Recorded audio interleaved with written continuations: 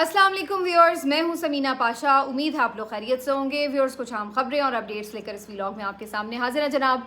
एक तो आपको बताएंगे कि आज यौम तकबीर 28 मई मनाया गया है, तो इसमें आज बहुत तकरीब भी हो रही है, बड़ी गुफ्तगू भी हो रही है और इसके ऊपर हम बात बहुत सुन रहे हैं, लोग तारीफ़ भी कर रहे हैं, शुक्रिया भी अदा कर रहे हैं और इसके साथ साथ तनकीद का सिलसिला भी जारी है। तो क्या ये दिन उसी तरह मनाया गया जैसे मनाना चाहिए हमें, इसके ऊपर बात करते हैं। आज PMLN के भी फाइनली इलेक्शन हो गए हैं जनाब। जमात के जो यानी पार्टी इलेक्शन होते हैं वो हो गए हैं और ये क्या PTI से बड़े मुख्तलिफ हुए हैं? क्या यहाँ पर सूरत हाल रही और क्या किसी के पेट में कोई दर्द होगा कि जी PMLN के पार्टी इलेक्शन जो हैं वो अच्छे नहीं हुए? इसके ऊपर बात करते हैं और इसके साथ साथ इमरान खान साहब के ऊपर जो नए मुकदमात की तैयारी है, इसके हवाले से भी कुछ अहम चीज़ें आपके साथ इसी व्लॉग में शेयर करेंगे। आपसे रिक्वेस्ट है कि चैनल को सब्सक्राइब कर लें अगर अभी तक सब्सक्राइब नहीं किया। 28 मई की जब बात होती है तो मुझे हमेशा एक तकलीफ़ से इसका आगाज़ करना पड़ता है। वो इसलिए कि एक तो हमें इस बात की तकलीफ़ होती है कि जो 28 मई का क्रेडिट है उसमें यकीनन पाकिस्तान के बहुत से सीनियर सियासतदानों का भी क्रेडिट है, हुक्मरानों का भी क्रेडिट है, इसमें साइंसदानों का भी क्रेडिट है। बिल्कुल जिसने भी इस एटमी प्रोग्राम को आगे बढ़ाया उन सब का क्रेडिट है। लेकिन मोहसिन पाकिस्तान डॉक्टर अब्दुल कदीर ख़ान, जिनको ज़्यादातर इसका क्रेडिट जाता है, क्या हमने उनको उनका क्रेडिट दिया या हमने उनके साथ वो सलूक किया जो वो डिज़र्व करना चाहते थे? ये चीज़ जो है वो हमें हमेशा आज के दिन ज़्यादा तकलीफ़ देती है। और उनके जो इंटरव्यूज़ हैं वो रिकॉर्ड पर हैं। एक इंटरव्यू में सुहेल बड़ाई साहब को वो एक शेर पढ़ के भी सुनाते हैं कि गुज़र तो खैर गई है तेरी हयात कदीर, सितम ज़रीफ़ मगर कूफ़ियों में गुजरी है। तो ये कूफ़ी वो किसे कह रहे थे? अपने इंटरव्यू में उन्होंने बताया है, उन्होंने कहा कि मुझे दुख है, पछतावा है इस मुल्क के लिए काम करने के लिए, इस कौम के लिए काम करने का, क्योंकि वो ये समझते थे कि जिनके लिए उन्होंने बेलौस काम किया उन्होंने उनको वो इज़्ज़त व तकरीम नहीं दी जो उन्हें मिलनी चाहिए थी। वो कहते थे कि आवाम तो उनसे प्यार करते हैं लेकिन जो ख्वास है वो किसी को अपने से बड़ा नहीं देख सकते। तो वो हमेशा ऐसे कोई भी शख्स, ऐसे कोई भी हुक्मरान, सियासतदान हो या कोई भी और अचीवर हो, उसको छोटा करने में लग जाते हैं ताकि कोई उनसे बड़ा ना लग सके और यही उनका छोटापन है। तो डॉक्टर अब्दुल कदीर ख़ान साहब को जैसे आखिर में ट्रीट किया गया, उनसे इतराफ़ी बयानात दिलवा कर उनके जराइम कबूल करवाए गए ज़बरदस्ती TV पर, ये सब जो किया गया उससे तकलीफ़ होती है कि हम अपने मोहसिनों के साथ क्या करते हैं। और सिर्फ हम मोहसिनों के साथ ऐसा नहीं करते बल्कि हम तमाम मुहिब्बे वतनों के साथ ऐसा ही करते हैं। ये हमारी तारीख़ भरी हुई है इन लोगों से कि जो पाकिस्तान के साथ पुरखुलूस थे, मुहिब्बे वतन थे, पाकिस्तान के दर्द को महसूस करते थे, पाकिस्तान के लिए कुछ करना चाहते थे, बेलौस करना चाहते थे। उन लोगों को हमने क्या दिया? हमने उनको कैसे हीरो से ज़ीरो बनाया? हमने कैसे उनकी किरदार कुशी की? हमने कैसे उनको गद्दार तक साबित किया? और इसमें बहुत सारे नाम हैं। आप फातिमा जिन्ना से शुरू हो जाइए। हमने तो कायद की बहन को नहीं छोड़ा, हमने तो उसको भी गद्दार करार दे दिया था। तो हमने तो अब्दुल कदीर ख़ान को भी गद्दार ही करार दे दिया था। हमने उन तमाम लोगों को गद्दार करार दिया जिन्होंने पाकिस्तान के लिए कुछ करने की कोशिश की। और हमने सिर्फ़ अपनी आँख से अपनी एक मुतालिया पाकिस्तान बनाई हुई है जिसमें हम सिर्फ़ कुछ चंद ख्वास लोगों को इज़्ज़त और तकरीम से नवाजते हैं और बाकी जिन्होंने पाकिस्तान के लिए कुछ करने की एक्स्ट्राऑर्डिनरी कोशिश की उनको हमने किस तरह से ज़िल्लत और रुसवाई में धकेलने की कोशिश की, वो सबके सामने। ये अलग बात है कि तारीख़ किसी का उधार नहीं रखती, तो बाद में हक़ाइक़ सामने आ जाते हैं। आज सारी कौम को पता है कि फातिमा जिन्ना कौन थी, उनका क्या किरदार था और असल गद्दार उनके ख़िलाफ़ कौन था। आज सारी कौम जान चुकी है कि शेख मुजीब का क्या कसूर था और उसको किसने गद्दार साबित किया और वो ख़ुद असल में गद्दार था। तो आज सारी कौम ये भी जान चुकी है कि डॉक्टर अब्दुल कदीर ख़ान साहब क्या वाकई कसूरवार थे या उनको सिर्फ़ कुर्बानी का बकरा बनाया गया। तो इसी तरह से इसी लिस्ट में एक और नाम का इजाफ़ा भी हो गया जिसके ऊपर बाकायदा गद्दारी का मुकदमा भी चलने वाला है। तो वो है नाम का इजाफ़ा इमरान ख़ान। तो ख़ान साहब को पहले तो बहुत मुबारक हो, क्योंकि जिन लोगों की लिस्ट में उनका नाम आया है उससे तो ये पता चलता है कि माशाल्लाह साबित हो गया है कि आप बहुत मुहिब्बे वतन हैं, साबित हो गया कि आप बड़े अचीवर हैं और आप वाकई मुल्क के लिए कुछ करना चाहते हैं, किया भी बहुत है और मज़ीद भी करना चाहते हैं। इसीलिए आप खटकने लगे हैं उन तमाम लोगों को जो नहीं चाहते कि उनसे भी बड़े हो जाएं लोग। तो ख़ान साहब का नाम इस لسٹ میں آ گیا ہے تو یہ تو ایک طرح سے ان کے لیے میڈل ہے کہ اس کا مطلب ہے کہ وہ واقعی ملک کے کتنے بڑے وفادار ہیں, کتنے بے لوث خدمتگار ہیں. خان صاحب کے خلاف جی ایک نیا مقدمہ جو لانچ ہو رہا ہے, اس کے اوپر تو میں ابھی بات کرتی ہوں, لیکن میں تھوڑی سی بات اس پہ ضرور کروں گی کہ آج بہت سے لوگ یہ بات کر رہے تھے کہ جناب ایٹمی طاقت ہونے پر بھی کچھ لوگ خوش نہیں ہو رہے اور اس طرح جلی کٹی باتیں کر رہے ہیں. تو بھائی جلی کٹی باتیں کیوں نہ کریں, بات یہ ہے کہ اس میں تو کوئی شک نہیں ہے کہ جب آپ یہ ایک اچیومنٹ پہ خوش ہوتے ہیں کہ جناب ہم ایٹمی طاقت ہیں, تو وہیں آپ یہ بھی چاہتے ہیں کہ آپ کے ملک کے باقی حالات و واقعات بھی اسی معیار کے ہوں. یہ نہیں کہ آپ ایٹمی طاقت ہیں لیکن آپ کے ملک میں لوڈ شیڈنگ اس قدر ہے کہ لوگ آج بھی سڑک پر باہر نکلے ہوئے احتجاج کر رہے ہیں, موٹر وے بند کی ہوئی ہے اسلام آباد پشاور میں. اسی طرح یہ نہیں کہ آپ ایٹمی طاقت ہیں لیکن آپ کا 3.25 کروڑ بچہ اسکول سے باہر ہے. آپ ہیں تو ایٹمی طاقت لیکن صورتحال یہ ہے کہ آپ کے جو شہری ہیں وہ بیسک صحت کی سہولیات سے محروم ہیں. آپ ہیں تو ایٹمی طاقت لیکن آپ کے پاس کوئی ایسے ہسپتال دستیاب نہیں ہے کہ جہاں پر آپ کی اشرافیہ اپنا علاج کرا سکے, انہیں جا کے لندن میں دبئی میں اپنے علاج کرانے پڑتے ہیں. آپ ہیں تو ایٹمی طاقت لیکن صورتحال یہ ہے کہ آپ قرضوں کے بوجھ تلے دبے ہوئے ہیں. آپ کے پاس اتنے بھی وسائل نہیں ہیں اور اتنے بھی آپ کے پاس ریسورسز نہیں ہیں کہ آپ اپنے ہی ملک میں چھپے ہوئے خزانوں کو باہر نکال سکیں. اس کے لیے بھی ہمیں باہر سے لوگوں کو لانا پڑتا ہے اور پھر انہیں بھاری منافع دینا پڑتا ہے کہ جی آپ ہمارے ہی خزانے ہیں, ہماری ہی زمینوں میں دبے ہوئے ہیں لیکن ہم نکال نہیں سکتے. تو کیا وجہ ہے کہ ہم اپنی صلاحیتیں ایٹم بم بنانے میں تو استعمال کر سکتے ہیں لیکن کیا یہ ٹیکنالوجی ہم نہیں تلاش کر سکتے, بنا سکتے کہ کس طرح ہم نے اپنے وسائل سے اپنے ملک کو کھڑا کرنا ہے کہ کہیں ہمیں باہر سے مدد نہ لینی پڑے, قرضے نہ لینے پڑیں, لوگوں کو لا کے ان کی ٹیکنیکل جو سہولت ہے, ان کی جو ٹیکنیکل تعاون ہے وہ نہ لینا پڑے تاکہ ہم اپنے وسائل سے بھرپور فائدہ خود اٹھا سکیں. تو ایسے ایٹمی طاقت ہونے کا ہم نے کیا کرنا ہے؟ ایٹمی طاقت تو ہم بنے تھے بھارت کے خلاف اور اس لیے کہ جی بھارت کبھی ہم پہ اٹیک کرنے کا نہ سوچے کہ بھئی اس ملک کے پاس تو ایٹمی طاقت ہے. لیکن سوال یہ کہ اس کو ضرورت ہے, اس نے ہم پہ اٹیک کیوں کرنا تھا؟ ہمیں تباہ و برباد کرنے کے لیے. تو اس کے لیے اس کو کچھ کرنے کی ضرورت ہے؟ اس کے لیے تو ہم خود ہی کافی ہیں. ہم نے خود ہی اپنے ملک کو تباہ و برباد کر دیا ہے. کہاں سے کہاں لے گئے ہم اپنے ملک کو, آج وہ کہاں ہیں, ہم کہاں ہیں. تو اسے کچھ کرنے کی ضرورت ہی کیا ہے بھائی؟ ہمارے اپنے ہی کافی ہیں اپنے ملک کو برباد کرنے کے لیے. تو کیا کرنا ہے آپ نے اس ایٹم بم کا, کوئی بتا دیجئے.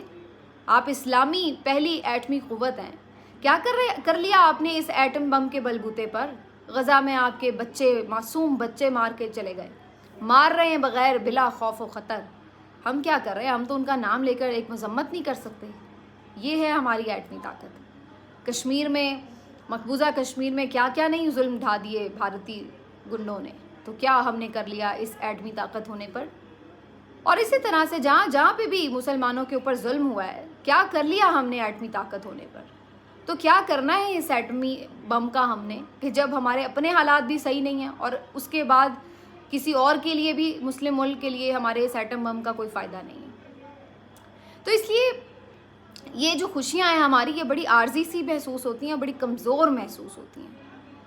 بہرحال آج کے دن ایک اور افسوسناک بات یہ ہے کہ جس بندے کو خراج تحسین پیش کرنا چاہیے تھا, اس کا نام, اس کی تصویر آج بھی اشتہار سے غائب ہے. آج PMLN نے عوام کے پیسوں سے اشتہار چھپوائے ہیں اور بڑا پبلسٹی کے اوپر پیسہ بہایا ہے, ٹی وی پر بھی اور اخبارات میں بھی, اور وہاں پر اپنے تھوبڑے لگا دیے ہیں کہ جی ہم نے بڑا کوئی کارنامہ کیا ہے.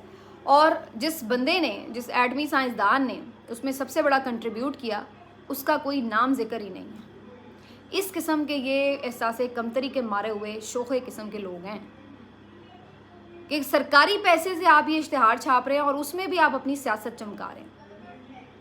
پیپلز پارٹی اپنا کریڈٹ لے رہی ہے کہ جی بھٹو صاحب کا سارا کام ہے, PMLN اپنا کریڈٹ لے رہی ہے کہ جناب نواز شریف صاحب نے بڑا کوئی کارنامہ کر دیا. اب میں اس بحث میں نہیں جا رہی کہ نواز شریف کرنا چاہتے نہیں تھے, کسی نے دباؤ ڈالا, سب نے سمجھایا کہ نہیں ہوا اور کیسے یہ گھبرائے ہوئے تھے, اور ڈاکٹر عبدالقدیر نے ان کے بارے میں کیا کیا, وہ ساری بحث ایک طرف. چلیے پھر بھی ہم مان لیتے ہیں کہ ایز اے پرائم منسٹر انہوں نے اچھا کام کیا اتنا حوصلہ کر کے کہ چلو جی ہم نے کرنا ہے. لیکن کیا صرف یہی ایک حوصلہ ہی صرف امپورٹنٹ تھا؟ اگر آپ کی ٹیکنالوجی ہوتی نا تو آپ کس چیز کا بٹن دباتے بھائی؟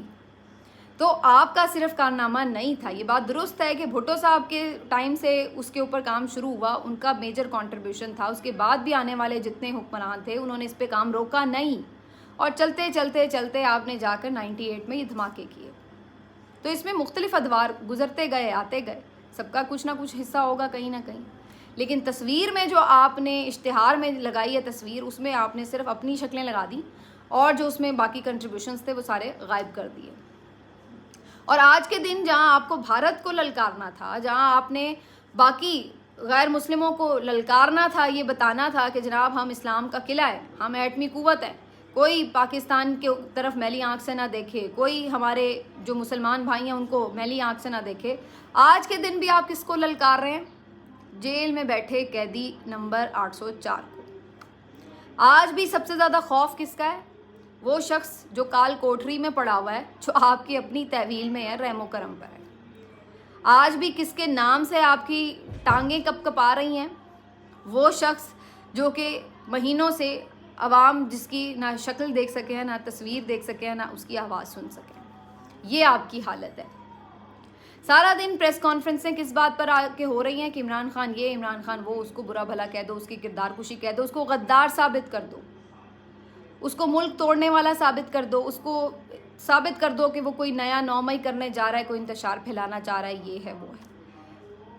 وجہ یہ ہے کہ مرچیں بہت لگی ہوئی ہیں اس بات کی کہ عمران خان کے آفیشیل اکاؤنٹ سے کیوں جو حمود الرحمان کمیشن رپورٹ ہے اس کے مندرجات کو پھیلایا جا رہا ہے. اصل تکلیف اس بات کی ہو رہی ہے. اور اس میں بڑے بڑے سیریس لوگ اور سینئر لوگ بھی تنقید کا حصہ بن گئے ہیں, اور یہ کہہ رہے ہیں کہ جی عمران خان خود کو مجیب الرحمان شامی شیخ مجیب الرحمان ثابت کر رہے ہیں. حالانکہ میں جو ان کے آفیشیل اکاؤنٹ سے جو ساری کیمپین دیکھ رہی تھی, اس میں وہ یہ کہیں نہیں کہہ رہے کہ وہ شیخ مجیب ہیں. وہ تو یہ کہہ رہے ہیں کہ جو اس وقت بھی فوجی جرنیل تھا, اس کی ضد اور انا کی وجہ سے ملک دو لخت ہو گیا, اور وہ سمجھتے ہیں کہ آج بھی یہی صورتحال پاکستان میں درپیش ہے.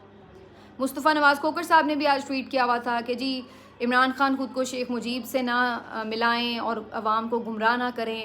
شیخ مجیب کی سیاست اور تھی, وہ RTS بٹھا کر نہیں آیا تھا اقتدار میں, اس نے آ کے مخالفین کو کہیں سیاسی انتقام کا نشانہ نہیں بنایا تھا, یہ وہ. تو بھائی وہ کب یہ کہہ رہے ہیں کہ وہ شیخ مجیب ہیں, اور نہ ہی اس پورے میسج میں جو ان کے اکاؤنٹ سے چل رہے ہیں, ان کی سوشل میڈیا کیمپین پہ ہیں, اس میں کہیں وہ یہ کلیم نہیں کر رہے کہ وہ خود کیا سیاست کریں یا نہیں کریں. وہ تو صرف یہ کہہ رہے ہیں کہ جو موجودہ حالات ہیں اس میں اور 1971 کے حالات میں ایک چیز کامن ہے, اور وہ ایک چیز کامن یہ ہے کہ اس وقت بھی آپ نے مینڈیٹ نہیں ماننا تھا, آج بھی آپ نے مینڈیٹ نہیں مانا. بس اتنی سی بات وہ اسٹیبلش کرنے کی کوشش کر رہے ہیں.